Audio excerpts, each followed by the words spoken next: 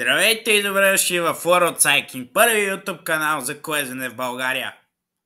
Каква победа вчера само на Георг Стайнхаузер? 22 годишният колездач, млад германец, състезаващ се за Education First Easy Post и доведен дух на Ян Урах, постигна невероятна първа дебютна победа в дългия 17 етап от Пасо дел Гардена до Пасо Боркон.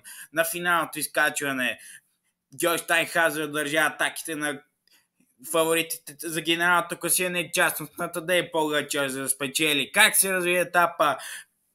Откъсване имаше в началото 10 човека, в което личаха имената на Георг Стайнхаузер, на Жулиано Филип, на Емаnuel Гебрехзавие и на още други, Найро Кинтана и още други големи звезди. Но отбора на DSM реши да ги застигне, защото се очаква и така си помислихме, че ще има атака на Румен Барdet, който трябва да гони, да наваксва време, ако иска се бори за топ 3 или за топ 5 в крайното класиране. Нищо подобно. В момента, в който ги застигнаха бегалците, отбора на DSM спря. Това даде шанс на Георг Стайнхаузер и на Емаnuel Гебрехзавие, които бяха застигнати малко по-късно да направят атака, около 62 км до финала. Оттам нататък на предпоследното изкачване Георг Стайнхаузер оставя Гебрехзавие за гърба си и в подношението на последното изкачване Пасо Боркон да има лас от почти 3 минути и 40 секунди пред основната група, който му беше достатъчен за да спечели състезанието.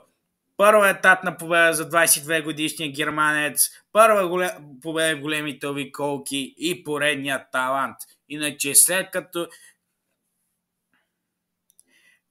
Тадей Погачар отново показа защо е номер 1 в света на колезенето. Словенеца без да си дава зор направяше 25 секунди на своите конкуренти в генералното класиране и въпреки, че има още етапи, той е равно вече победител, след като има аванс от 7 минути 41 секунди, 4 етапа преди края на Джиро де Италия, при положение, че два от тях са предназначени на теория за спринтьори. А един от тях е днешният етап. Днешният етап е предназначен за спринтьори без особени затруднения, с тенденция на спускане постоянна, като очаквам фаворита, разбира се, Джонатан Мюлър, носител на циклоната фланелка, да се бори отново за победата. Разбира се, Кейна Грос, Алберто Дейнес защитим правят конкуренция. Днес вече започва 18 етапа. Какво ще се случи? И какво се случи в етапа? Ще разберете малко по-късно в следващото ни видео. Благодаря, че ни гледахте.